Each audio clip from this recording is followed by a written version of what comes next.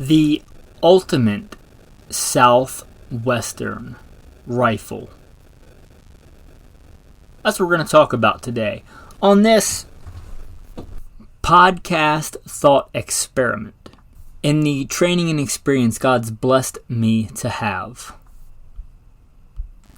What do I consider kind of the epitome of southwestern hunting rifles? That's what we're going to talk about today on Gunfighter Life, the podcast where we talk about guns, gunfighting, the right way, with God at the center, Judeo-Christian values, and real-world first-hand experience. On that first-hand experience, instead of doing the bio like I normally do, which encompasses a lot, and you've probably heard it before if you're a regular listener. If not, go back and listen to another episode that has it. Many will. Instead of making everybody sit through that every time in the beginning, I'm going to try something different. As per today's topic, I have spent large chunks of my life in the Southwest. California, where I was stationed at when I was not in Iraq. 29 Palms, the Mojave Desert, a miserable place to be stationed in my opinion. I was an urban warfare instructor out there. I spent a large chunk of my time out there. I also have lived in Nevada, both northern Nevada and southern Nevada. I've also lived farther north in California as a peace officer. Obvious, well, maybe not obvious to you, but hunting on the side. I've been hunting ever since I was a young boy. But I've also lived in Nevada, north and south. I've lived in Arizona more than once. I've also lived in New Mexico. Spent a large chunk of my life in the desert Southwest. There is a kind of unique beauty in the desolation and wide open spaces of the Southwest.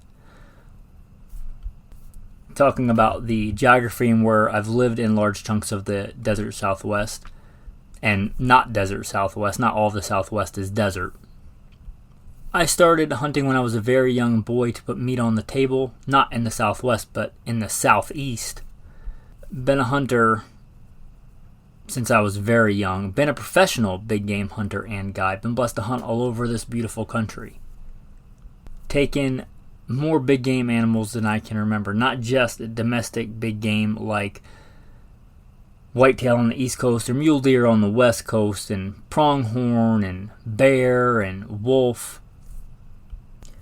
Even blessed in my professional experience to take many exotic species. Anyway, that should be enough bona fides to get into today's episode. Let's start out with some criteria. What kind of hunting are we talking about? I'm not talking about sitting on a stand over a corn pile. Now, large parts of Texas are, you might consider, the Southwest. And I know that's popular in Texas. I'm not talking about that kind of hunting. I am talking about spot and stalk and still hunting. My favorite kind of hunting, a hunting that I dearly love. I'm talking about that kind of hunting in open country. What kind of game species? Because the Southwest encompasses a lot. I'd say the most common throughout the entire region is going to be the mule deer. And mule deer taxonomically can get a little bit larger than whitetail deer in a lot of places. Now you can get some really big whitetail deer up into Canada and northern Maine and things like that. But in general, mule deer are pretty big animals compared to a whitetail. Also, a quintessential southwestern species, the pronghorn. You call him the pronghorn, you call him the speed goat, you can call him the antelope, whatever you want to call him. You know what I'm talking about. Very unique to the American West and very predominant in the Southwest. Also, things you may not so closely associate with: black bear in the Southwest. There are mountain lion, and very, very common, coyote. Also, people often don't think about it, but elk. Some of the best elk hunting in the country can be found in the Southwest. New Mexico, Arizona. That being said, I'm not talking about a specialty elk rifle. That would be its own episode. But there are elk in the Southwest. So if you're looking for a good Southwestern rifle, I think it should be elk capable. It should be capable of handling a big 6x6 elk. But also not be so much of a meat destroyer that you don't want to take it pronghorn hunting. So it kind of has to straddle that balance, and taking what I would consider the Southwest's largely target of opportunity, the coyote, but also the javelina and feral hogs. And if we're talking about spot and stalk hunting, which I am, the kind that I like to do on foot, not on a quad, not on a side-by-side. If you want to do that, that's fine. It's not how I like to hunt. I like to get out and hunt on foot. I love horses as well. I live as a neo-nomad, and that makes it kind of hard to have a horse. I love horses. I like riding horses. And this rifle certainly would do fine in a saddle on a horse. But I'm talking about covering large chunks. And this is hard to wrap your mind around if you're talking to somebody from back east, where they may hunt the same 40 acres most of their life, or have a couple of different patches of land where they sit on a stand, where you might go out for a couple of days and cover 20 miles. And I'm, again, not talking about in a quad. I'm talking about with your Lamborghinis, your Subarus, hiking up and down mountains and rocks and prickly pear, juniper patches, mile after mile after mile. For that, I want a lightweight rifle. And lightweight means different things to different people. But I'm going to say a good sub 7 pound rifle. A good lightweight rifle that I can hike with a lot. Not only hike with, but I can carry it when I'm spot and stalk and still hunting, and I get into an area and I think, ooh, there's elk here. Oh, there's a big mule deer buck here, and it's recent. This is a bedding area. Now I'm still hunting. I can go long amounts of time and distance with that gun in my hand at the ready, because I'm spot and stalk and still hunting. I'm not hunting off a tripod. That's what I'm talking about. No, I'm not going to bury the lead. I'm going to tell you here what I think is the best for this, and then we'll go with some other options. Now, when I'm selecting something, just like I did recently with the Alaska rifle, as my wife and I plan on going to Alaska, God willing, very soon, and hunting Alaska, I start with a caliber. And when I think of this, the caliber that I think is the best, most well-rounded for this is the 280 Ackley Improved.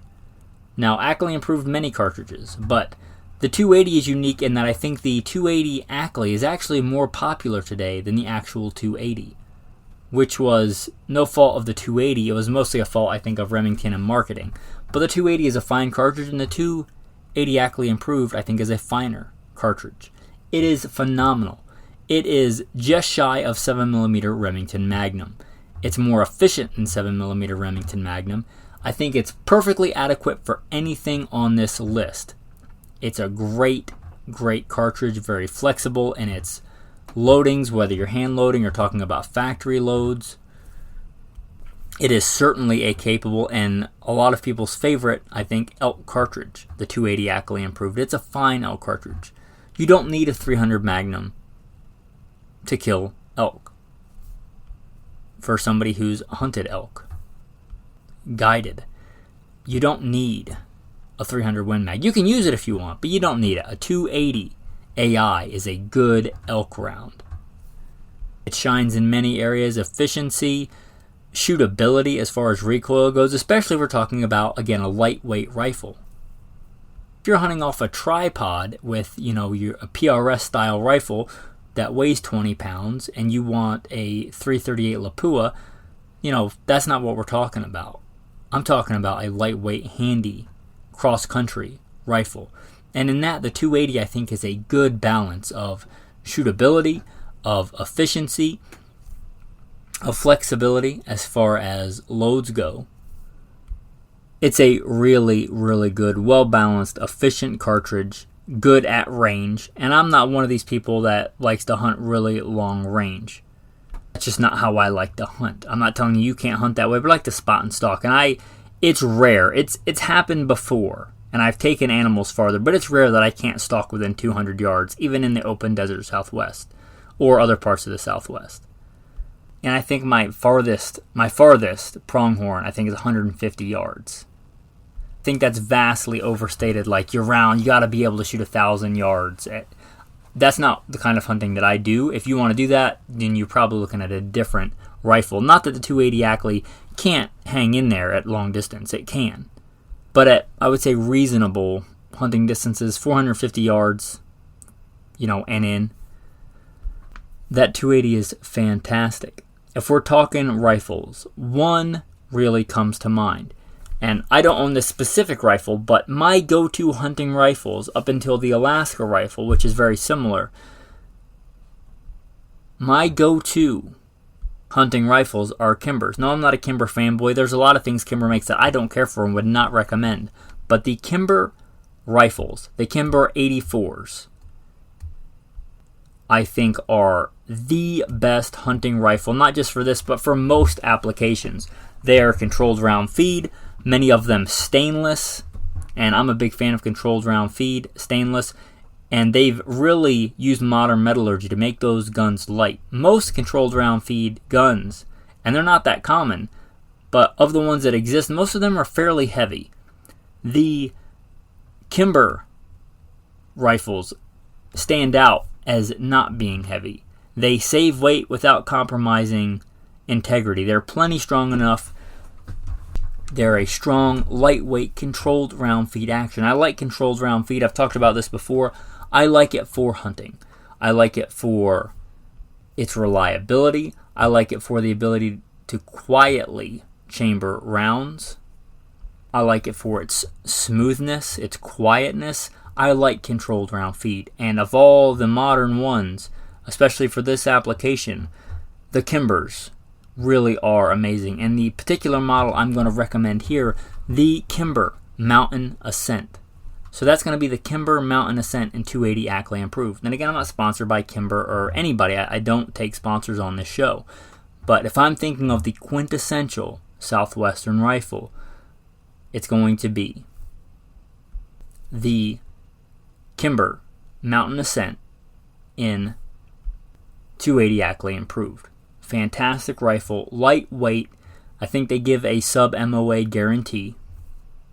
Controlled round feed, stainless, already comes camo stock. Just a phenomenal choice. Good for pronghorn, good for javelina, good for elk, good for mule deer, a great mule deer cartridge. Black bear, and we're not talking about like Alberta black bear where they can get real big, commonly get real big. Black bear cartridge, absolutely adequate. That 7mm, if you don't know, 280 is 7mm bullet. Again, it's just shy of 7mm Rem Mag performance, but it does it with a far more efficient case. The recoil is not going to be nearly as punishing as a rifle like this would be in 7 Rem Mag, because again, this is a lightweight rifle. We talked about 7 pounds. How about sub 6 pounds? It's a phenomenal gun. Now, you could do this one of two ways with the ammo. If you load your own, the door's a little bit more wide open. But if you're talking about factory rounds, you could decide you want to just stick with one load. And you're going to get a load that'll handle elk, and you're just going to hunt everything else with that load. Something in 175-ish grains, or maybe a solid copper Barnes TSX. Good choice. Or you could say, because there are plenty of elk in the Southwest, but a lot of times it's a lottery. In fact, many times, the majority of the times, it's going to be a lottery. So you're not probably hunting elk that often, even as a resident. Probably more likely hunting mule deer and pronghorn and javelina and things like that. So you could get a load that's suitable for that, and you decide, when I'm going elk hunting, you probably should confirm 0 anyway. You're just going to re-zero your rifle. It's probably not that far off with your elk load. And then when you go back to hunting everything else, you're going to get a different load. Maybe something in the 140 to 150 grain range. But it's a good choice. Now looking on the Kimber website, they make a couple of models of the Ascent, the Mountain Ascent. But I think any of those in 280 Ackley. And if you don't have the budget, this is not a cheap rifle. It's not a crazy expensive rifle as far as good hunting rifles go. Let's talk about another option. Now for you, you may not care about controlled round feed, which opens up a lot of possibilities. Most modern rifles, I think, because they're easier and cheaper to manufacture and can be made accurately, more consistently and cheaply, push feed is by far more common. And you can go look up the difference between that. I've even done episodes on that. But if you don't care about controlled round feed, that opens up a lot of doors. The next place I'm going to go, different caliber, different gun, very similar in philosophy. The next caliber I think of that will certainly take elk, and you can't argue with that because many an elk have been put in the dirt with this caliber, but will also be good at everything else on this list. The Storied. A lot of street cred in this area. 270 Winchester. The 30-06. Instead of being necked down and reformed to make the 280 and 7mm slightly smaller. Instead of .280, it's .277. Really not a lot of difference there. If you ask me honestly which one's a better elk cartridge, for sure I think the 280 AI is. But the 270 is not far behind, and it's certainly taken many elk, probably more elk than the 280 just because it's far more popular. And the 270 is a capable elk cartridge. It's fantastic pronghorn, fantastic mule deer, certainly javelina, coyote, no problem. You know, all that stuff. It's a good round. It's common. If you care about commonality of ammo, like I want to go to Walmart and buy ammo. I want to go to a common sporting goods store in a small town and be able to find ammo. The 270 is going to be a far better option than the 280 AI. You're hunting with 280 AI, you might find it at a big like Cabela's. You're probably special ordering it or getting it at a big store like that. It's not super uncommon, but it's nowhere near as common as the 270. And the 270 is the caliber on this list, aside from the 280, I think, that does all this. It will take an elk. It's not a bad elk cartridge. And this is not a dedicated elk rifle, but I think it should be capable. And the 270 will do that, and it's also available. It's got good performance, and it's a flat shooting round as far as what we're talking about here. Probably not as good if you're talking about that long-range 1,000-yard stuff because it just doesn't handle the higher BC bullets. The 280 Ackley improved, likely will. But, again, we're talking inside 450 yards. The 270, been doing it for a long time. 270 is a great round. And if you're talking push feed, where I would go with this is probably going to be the Tikka. The Tikka rifles, the Tikka T3s, Finnish rifles, well made. I like to recommend American, and in fact the first rifle was American. But if you're talking about a really good, accurate, affordable rifle in 270, really good choice. The Tikka T3, stainless, really smooth action. As far as push feeds go, I would say it's one of the more reliable push feed action that kind of, I don't know who came up with it first, but I'm going to say the Seiko kind of style 3-lug action. A good choice. I like stainless.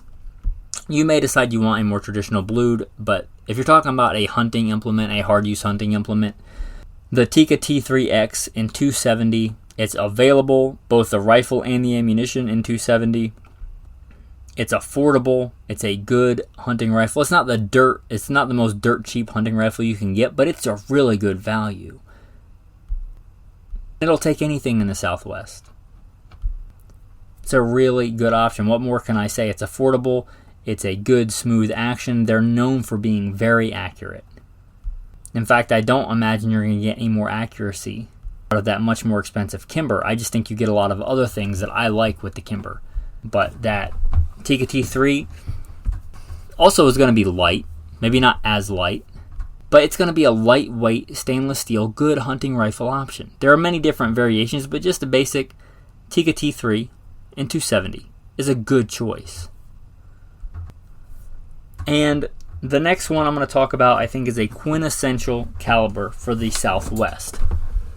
If you take elk off the table, or you say, you know what, in my state, drawing an elk tag, that's its own thing. I'm probably going to be putting in for a while to draw an elk tag. It's not super common, and if I do that, it's such a special occasion. I'm going to have my own dedicated elk rifle. I want to be able to hunt everything else in the Southwest well.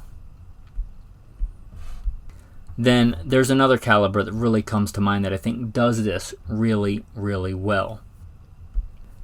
And I didn't think about this until I just had it come to mind, but all the ones we've talked about, including this one so far, have been children or grandchildren of the 30-06, the 280, the 270, and now if you neck that down even farther to a quarter bore, the 25-06. It's a phenomenal cartridge. I don't think it gets the respect it should. But in this, guys, if you're talking about mule deer and pronghorn, you're talking about like the Sonoran Desert, or hunting big mule deer in northern Nevada. You're talking about pronghorns in sagebrush country. You know, the 25-06 is a phenomenal cartridge for that. It's a really, really good cartridge. Certainly it can kill an elk. I've killed elk with 243, but you really got to limit yourself on range and shot placement opportunity. I'm not advising that as an elk caliber for you. I would not advise a 25-06. There are worse choices, but there are far better choices. But if you take the elk off the table for a good, flat shooting, point-blank range, I'm not talking about dialing in dope and, again, a big, heavy rifle with a giant scope. I'm talking about a lightweight, handy rifle that you're going to be covering a lot of ground, a good point-blank range, meaning you zero that rifle at a reasonable range, that you can aim at the center of, let's say, a big-bodied mule deer buck. And you are expecting to hit that if you do everything right on your marksmanship end, and the rifle does its part as far as shootability and accuracy goes. You have a pretty long-range point-blank range, meaning you can aim at the center kill zone of that mule deer and hit the center kill zone of that mule deer within a couple of inches. The 25-06 is a really, really good option for that, especially if you talk about a good low recoiling round. Now, none of the ones we talked about are super heavy recoiling. However, the 25-06 is arguably going to have the least amount of recoil if you put them on the exact same rifle as the other cartridges would. The 25-06 is a fantastic cartridge for this. Again, talking about fairly lightweight bullet, much lighter than some of the heavier loadings in 280 AI, which go up to like 170 something grain. We're talking probably 117 grain or less. Still plenty for mule deer. Still plenty. It's a great mule deer cartridge, great for javelina, great for pronghorn. If I think about kind of one of the quintessential pronghorn cartridges, 25-06 comes to mind. It's a phenomenal cartridge. Now, I look to give credit where credit is due. I went to Midway USA, no affiliation with them. They give me no kickbacks. It's just generally if I'm looking for something hunting outdoors related, that's one of the first spots I go to look at. And give credit where credit is due. That's biblical. At first I was thinking Winchester Model 70. Again, I like controlled round feed, but it breaks the rule. The one I see that they make, that they offer, weighs over 7 pounds. The Browning, which they make, which is also in stainless steel that I like. Not controlled round feed, but stainless steel. And from all accounts, the new Browning X-Bolts are really good rifles. And it weighs in, it's nowhere near as light as the options I talked about, but it weighs in at 6.88 pounds. So if you want a good combo of the ones we talked about with really light recoil, not only do you want to be able to go out and hunt, but you want to be able to go out and shoot quite a bit, practice quite a bit. Low recoil. The rifle is going to be a little bit heavier. The cartridge itself is going to recoil a little bit less. Now, other things as far as perceived recoil goes into that. It's not as simple as the math, the gun fit, the stock, the comb, all that stuff plays into that. But the Browning X-Bolt in stainless steel, 6.8 pounds, a beautiful rifle if I may say so. And maybe one of the most beautiful, classically beautiful. I think the Mountain Ascent's a real good looking rifle, but as far as classic beauty, it's a wood stock, it's stainless steel. It's a beautiful rifle, 25-06. So a good, solid choice in that. But if you're talking about you want a really good southwestern pronghorn, mule deer, and targets of opportunity like coyotes, that's a fantastic round of 25-06. You can mix and match, right? You might think, I want that round, but I want it in a Tika T3. Or you're on a budget and you want it in a Savage Axis. Okay, it's a good round. The point of this is not to say, buy this rifle exactly. The point of this is kind of telling you how I think about choosing a rifle for a given purpose. As far as, first I look at the calibers. That's more important to me than the next hot model, like, ooh, the Sig Cross came out. Okay, that's cool. What caliber best accomplishes the kind of hunting, or tactical application, but for this, hunting, that I'm trying to do? What are the megafauna? What are the species, the flora, the fauna? What's the terrain like? What's the vegetation like? What are the animals I'm trying to kill? And what caliber best encapsulates those parameters? And then I look for a good rifle in it. The kind of hunting I like to do, spot and stalk hunting. You may decide you are really into the heavy rifle, sitting down all day on a tripod, or hiking short distances and glassing for long periods of time. Maybe you decide that's the kind of hunting you want to do, so the weight is less critical, and you want longer range. You may decide to go a completely different route. You may decide your quintessential thing is like a 6.5 PRC and a 9 to 12 pound rifle. Okay, there's nothing wrong with that. That's not what I'm talking about. Those are different parameters. But even if you never plan to hunt in the Southwest, hopefully you get a better, more sober idea of how to choose a hunting rifle. Anyway, those are my thoughts on the best Southwestern hunting rifles. Here's the thing, if you live east of the Mississippi, and I know that the vast majority of the population does, and I grew up there, and I recently spent a winter there, and my soul was yearning to get out of there. And I love my wife and she has family there, so we spent the winter there. But here's the thing, no matter where you live, if you're an American citizen, you are part owner of giant swaths of public land. Go look at a map and see how much federal land there is in the West. I think around 50% of the entire land in the West is owned by the federal government, which means owned by you, a citizen. Now, some of that you can't hunt on because some of that is like military base, and that counts as federal land, but much of it is BLM land, national forest. You can go all over that land. You can hunt that land. You might not be able to get, and I wish they would come out with a thing where if it's federal land, then you're a resident no matter what state you live in, because you pay taxes, and that's federal land, and you're a citizen of America. I would love to see any federal land. State land and private land may be different, but if you're, anyway, getting off on a tangent, if you're a American citizen, you should be able to hunt that as a resident. I would love to see that. I would love to see more young men, older men, get out and hunt the wide open spaces, because you're part owner. I love being out. I just did a stint with the wife in the Bitterroot Wilderness of Montana. Gorgeous country. Gorgeous mountains. Rugged country. But you have just as much right to be there as I do. So, if you like adventure, if you like the idea of going out west, try going hunting out west. And as I talked about, maybe pulling an elk tag is really expensive and really hard. There are opportunities to hunt out west. Maybe trying to find an easier tag. Or maybe you just want to come out west and enjoy it and hunt coyotes. Some states you don't even need a hunting license to hunt coyotes. Did you know that? Check the regulations and stuff, but some states you can hunt coyotes without a license. You could just fly out west. Bring your rifle and go hunting. Now check your local laws. I don't want to even get into where that's legal and where it's not, but talk about an affordable American safari. I did a whole episode on that, like the last great safari for the common man that you can probably afford. There are a lot of states where you can get over-the-counter tags for many different species. Now, I love hunting elk out west. I also hunt for meat. Unless my mom saved some from when I was a boy, she may have someone in the shed or something, but in my adult life from professionally hunting and guiding and all the species I've taken some nice animals.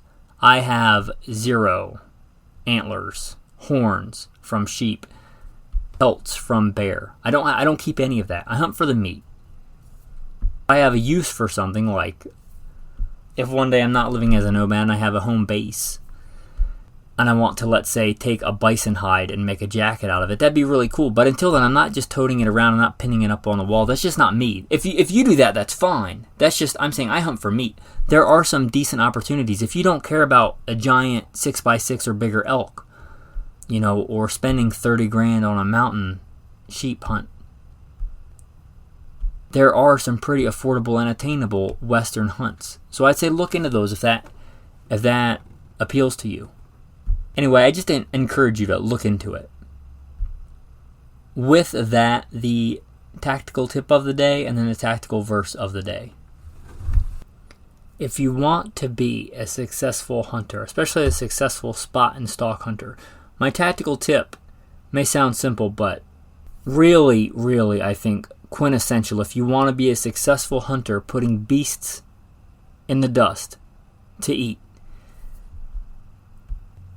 Keep the gun in your hands. It's important, I think, to have a sling on your go-to hunting rifle. But have the gun in your hands. Have it ready. I have missed and have seen more missed opportunities on game because the person wasn't ready with their rifle, wasn't paying attention, had their hands in their pockets, etc. And sometimes that's been me. I still remember I missed the opportunity on a nice deer, public land. Walked right out in front of me on an old logging path. A brief opening in the vegetation in northern Idaho. And I had been looking and waiting, and it was cold, and I had stopped, and my hands were in my pockets. And that deer walked right out in front of me, and as much as I tried, I could not get my hands out of my pockets in time to get that rifle up and ready. Had that rifle been in my hands, right, I would have had an opportunity. I've seen more missed opportunities, myself and others, because that rifle wasn't ready. Now, there are times when you're, going up or down a shale bank or crossing a barbed wire fence, which is common in the desert Southwest, or many other reasons why the rifle, you may want it on a sling or on your pack even. But if you're hunting, if you're spot and stalk hunting, my advice is keep that gun ready. Port arms. Low ready, high ready, whatever, but ready. And practice getting shots off from those positions quickly. I think that's going to do a lot more to put meat in the freezer for you than a little bit longer range cartridge, a little bit nicer gun. Speaking from a guide perspective, I'd rather have the client that had a Savage Axis in 308 that one got in good shape and hiked with his boots and his pack before he came out and practiced shooting from those positions than the guy who didn't do that has the nicest, most expensive Kimber Adirondack and 280 AI. Now, I think that's a better rifle than the previous one, but it's a smaller percentage in practicing and training and having that rifle ready when the opportunity arises. So keep that rifle at the ready in your hunt as much as you can. That's a simple but I think very useful tactical tip. Also, real quick, some honorable mentions. I can't really recommend any of the newer Remington stuff, but if you want a classic rifle, you might look at the Winchester Model 70s or the older, I would say early 2000s at the latest, mid-90s and earlier even better, Remington 700s. You want like that classic wood, blued steel, in any of the calibers stated. You want a more classic experience. And if you're like the Tim the Toolman Taylor of this, and you just want more power, I would up the power on that 25-06 and go with something like a Weatherby Mark V or a Weatherby Vanguard in 257 Weatherby. That is like a beefed up muscle car version of the 25-06. Just some honorable mentions there. And then we'll get into the tactical verse of the day. He makes my feet like the feet of a deer. He sets me on high places. He teaches my hands to make war so that my arms can bend a bow of bronze. You'll find that in both Psalm 18 and 2 Samuel. A very good go-to verse. Nice to remember when you're a little bit winded and you've just climbed up on that mesa or that mountain and look over the beautiful expanse of God's creation. Thanks for listening, and have a blessed day.